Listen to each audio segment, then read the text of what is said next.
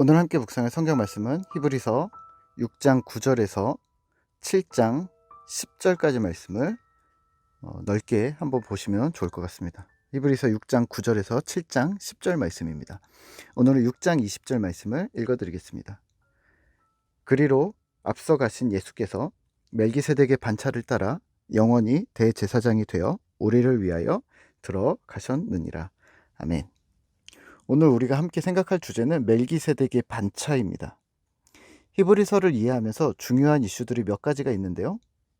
오늘 등장하는 멜기세덱이라는 인물도 그 중에 하나입니다. 왜냐하면 멜기세덱을 풀어낼 수 있으면 오늘 예수 그리스도가 어떤 분이신지 더욱 명확히 이해할 수 있기 때문입니다. 멜기세덱은 누구일까요? 본문에서 설명하는 것처럼 멜기세덱은 제사장이었고 왕이라고 합니다. 그리고 그의 첫 등장은 창세기에서 아브라함 시대입니다. 아브라함이 롯을 구하고 돌아오는 길에 멜기세덱을 만났고 그에게 하나님께 감사함을 표시합니다. 창세기에서 표현하기를 살레망 멜기세덱이 떡과 포도주를 가지고 나왔으니 그는 지극히 높으신 하나님의 제사장이었더라. 아멘. 그럼 한번 생각해 볼까요? 몇 가지 드는 의문점이 있습니다. 창세기 14장 8절에서 나왔던 이 구절은 첫 번째, 창세기에는 제사장이 없습니다. 왕은 있었겠죠. 하지만 제사장, 특히 하나님의 제사장이라는 용어는 출애굽기에서 아론의 제사들, 아론의 자손들, 성막이 생기고 레위 자손에게 제사를 담당하는 직무를 맡기면서 제사장이라는 용어를 사용합니다. 그 이전까지는 제사를 가정에서 집행했고 가문에서 아버지 같은 가장이, 아브라함이나 이삭이나 야곱 같은 가장이 담당했었습니다. 근데 14장 8절에서는 제사장이라고 합니다. 두 번째는 제사장이라는 멜기세덱이 이 왕이라고 합니다. 살렘 왕이라고 얘기를 하는데요. 구약 성경에서는 제사장과 왕이 같은 직분을 갖지 않습니다.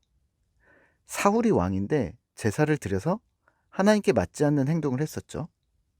사무엘이나 여러 제사장들이 왕의 역할을 감당하지도 않았습니다. 나라가 세워지기 이전에도 사사들이 등장했다면 제사장은 따로 여전히 레위 지파가 담당합니다.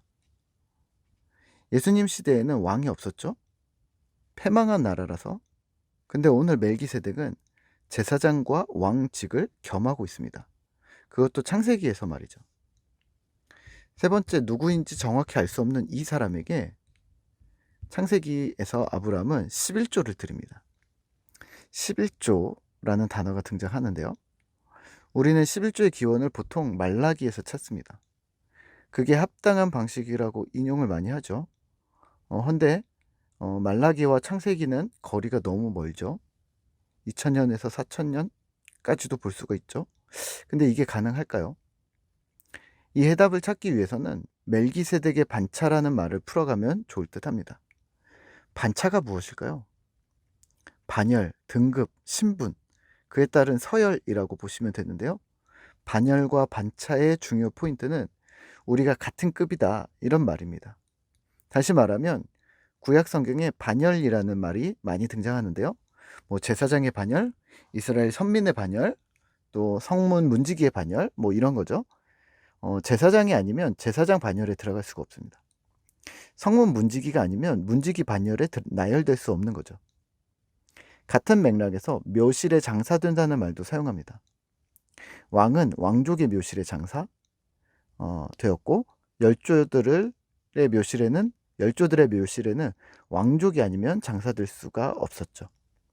왕과 같은 급수 혹은 귀족 급수 이렇지 않다면 가능하지 않다는 말입니다. 오늘 묵상하고 있는 반차도 같은 말입니다.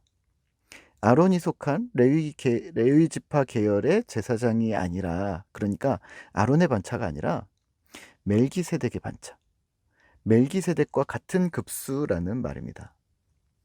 아론의 반차와 멜기세덱의 반차는 무엇이 다른 걸까요? 그게 위의 의문점들의 답이 됩니다. 출애굽 이후의 제사장 제도 혹은 아브라함, 이삭, 야곱 12아들, 12지파 뭐 그 이후의 계열을 따른 제사장의 직분이 아니라는 겁니다. 아브라함의 증손주 레위의 대대 후손으로 속한 제사장이 아니라 전혀 그 혈통의 족보를 따르지 않는 불완전한 인간의 제사장이 아니라 멜기세덱이라는 새로운 계열의 멜기세덱의 반차를 그러한 급수를 말합니다. 그러면 이렇게 보실 수 있죠. 그러면 왕의 혈통은 유다 지파로 인정하면서 왜 제사장은 레위 지파 인정 못하겠다고 하느냐? 그래서 어, 멜기세덱의 반차를 따르겠다고 하느냐? 아마 유다 지파의 후손으로 왕은 유다 지파 후손으로 예언되고 있어서 그런 거 아닐까? 살짝 추측해 보긴 하는데요.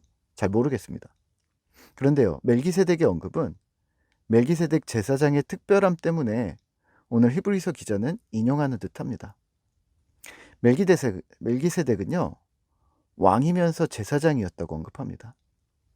살렘 왕이라고 하는데 살렘이 어디인지 학자들마다 의견이 분분하지만 어찌됐건 살렘의 왕 그리고 제사장 직분을 동시에 맡고 있다. 뭔가 생각나지 않으신가요? 너희는 왕 같은 제사장이요. 이거죠.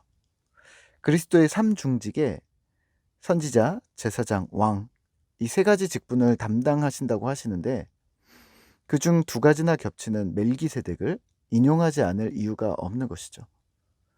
멜기세덱을 통해 예수 그리스도의 삼중직을 설명하기에 너무 제격인 인물인 거죠. 그러면 멜기세덱의 반차라는 말은 무엇일까요? 왕이면서 제사장인 동급의 인물들을 말하는 겁니다. 그러니까 성경에서 제사장이면서 왕인 사람이 없는데 거의 그런 인물을 찾아낸 거죠. 사사는 선지자이면서 왕의 역할들을 감당했었습니다.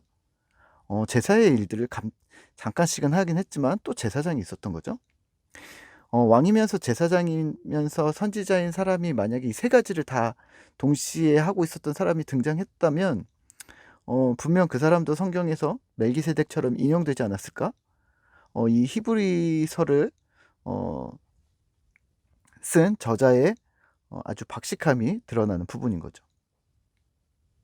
멜기세덱에게 11조를 드리는 행위는 그리고 그것을 굳이 기록한 이유는 멜기세덱이 제사장이었음을 뒷받침하는 행동들 그리고 그가 7장 3절에 등장하는 것처럼 아버지도 없고 어머니도 없고 족보도 없고 시작한 날도 없고 생명의 끝도 없어 라고 하면서 예수 그리스도와 같은 격으로 격상시킵니다.